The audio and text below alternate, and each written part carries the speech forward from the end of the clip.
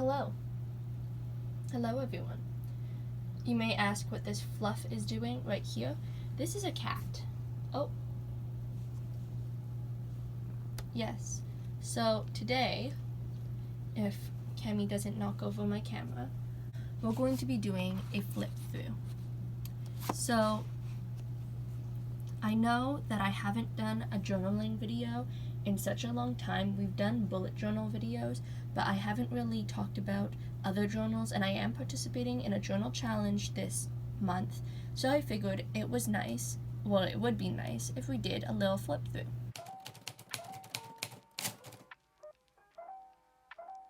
It is time for the immaculate voiceover, which I am doing because I was sick when I was first filming this, so I don't know if y'all recognized it, but my voice was a little patchy at times, and yeah.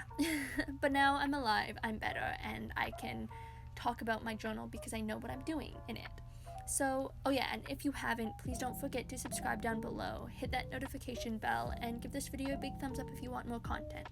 So, for this spread, for this journal, I chose a Belgium hidden spine, and now you may recognize this spine because I have used this stitching before for my previous bullet journal than the one that I'm doing now, and it is a really nice spine. I love it because you can constantly add more signatures if you need to, and you can both have a spine and not have a spine, so it's kind of cool. And did Cami leave me? Yes, I don't think she loves me anymore, and it was a sad time, but it's okay. Anyways, so I do have some tassels on the side of this journal, and I don't like the strings are not tassels yet, obviously, but they're going to be 4 tassels, and I haven't decided what I want to use them, like how I want to use them as tassels yet, but I figured I could do that at the end. And please do not comment on the fact that I totally glued in my end pages upside down. It happens to everyone, okay? The end pages are definitely not my finest work, but whatever, who cares? At least it matches. Now on to the final prompt list. So Meg does this challenge every year. It's called Junk Journal July, which is hence the video. I feel like I should have started off with this, but whatever, you're getting it now. So Junk Journal July is a challenge that happens every July, and basically Meg puts out this list of prompts every day so that you can be inspired to journal something that goes with the prompts. So for the first day, the prompt was welcome, and so I just outlined, I don't know, I feel like this spread is kind of standard to start off with this journal prompt list because it just makes it easier to find. Then the next prompt, I didn't go in order the entire time. I tried to stay in order of pages most of the time, but sometimes it just didn't work out with the way my ideas flowed. But I did do the prompts like one after another.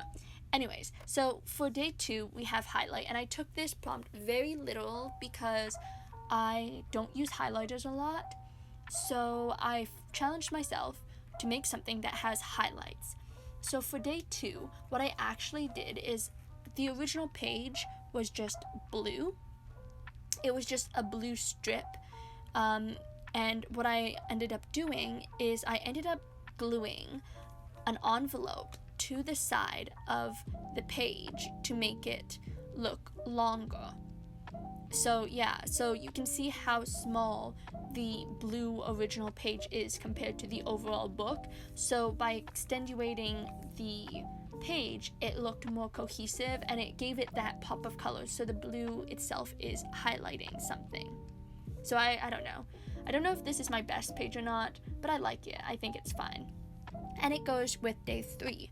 Day 3 was botanicals, and this honestly, I use botanicals so much that honestly I feel like I overthought this page. I used a painting of Monet's that had lily pads, so like leaves. I had some sticker washi tapes. I used some rice paper.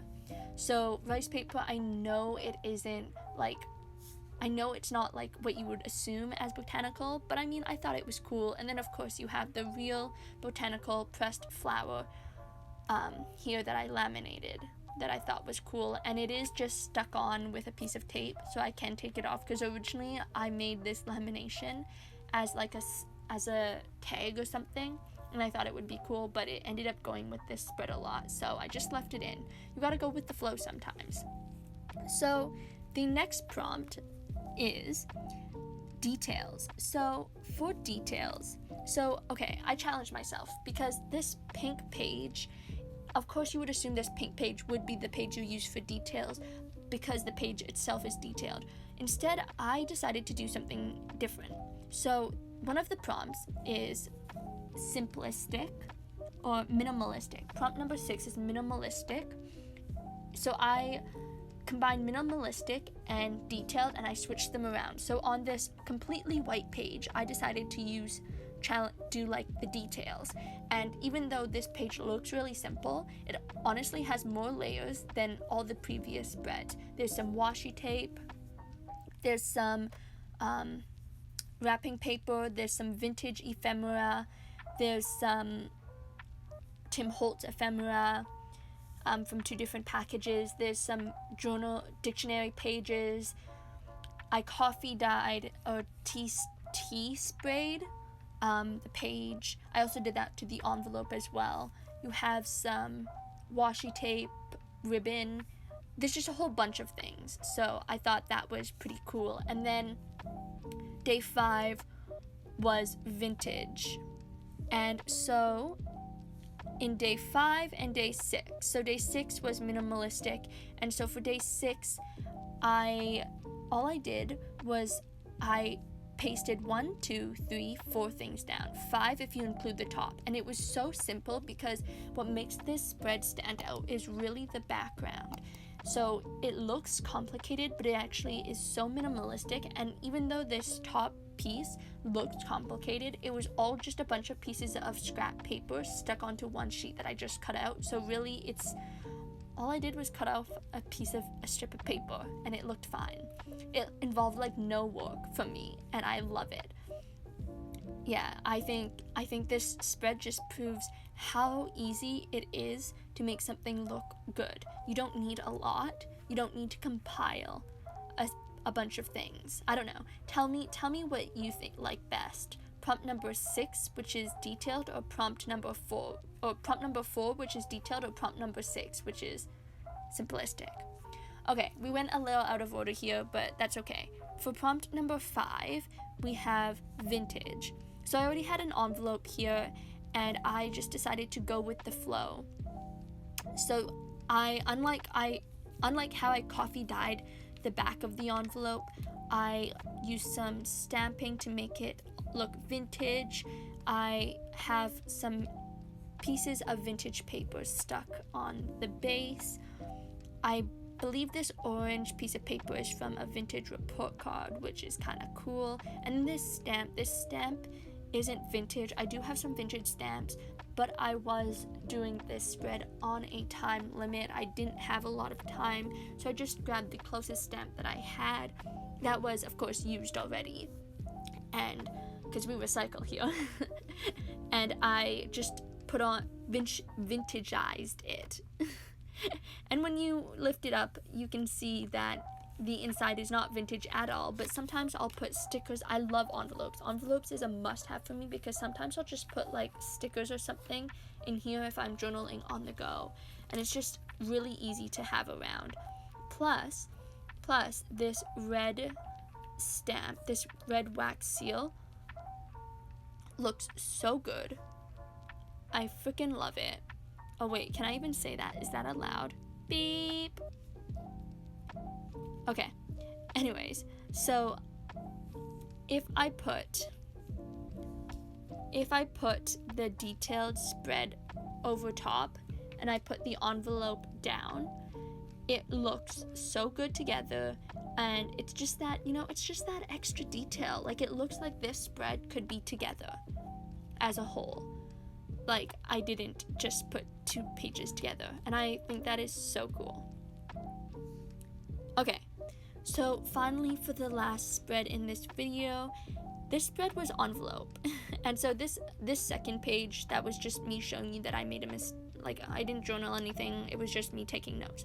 But anyways, for spread number 7, this spread was tricky because it's envelope. So I feel like I could have totally just done an envelope and it would have been so cool. But I had already done that for vintage. So instead I made myself an envelope. So this is what I did. I made myself an envelope. You have all this writing stuff. You have a little bit of collaging, which I like. I'm not sure how much I like these pieces of paper together, but that's okay. But then when you flip it over, you have all this writing space. So if you have noticed my other previous spreads, you'll know that I don't have a lot of writing space because I figured this journal will be mostly just for these prompts. But you know, I thought it was fun, and there's a little tuck spot that I can put something in if you wanted to do, or if I wanted to ever do some secret journaling, and because I don't have much space on any of the other spreads, I could just add stuff here. So I really thought this was a change of space, and it does kind of look like an envelope. At first, when I first did this spread, I thought it was the ugliest thing ever, but it's kind of grown on me. So yeah, that is what I've done from day 1 to 7. I am so excited for the next prompt, which is Wanderlust. I have so many ideas, and I am so far really liking this challenge. This is the first time I have done the challenge, and it has really pushed my junk journaling capabilities. So yeah. Anyways, thank you so much for watching this video, and I hope you have a fantastic day. If you haven't yet, please don't forget to give this video a big thumbs up, and I will see you next week. And hopefully I don't get sick or anything, so I can fully write and journal to my full potential. Okay. Bye.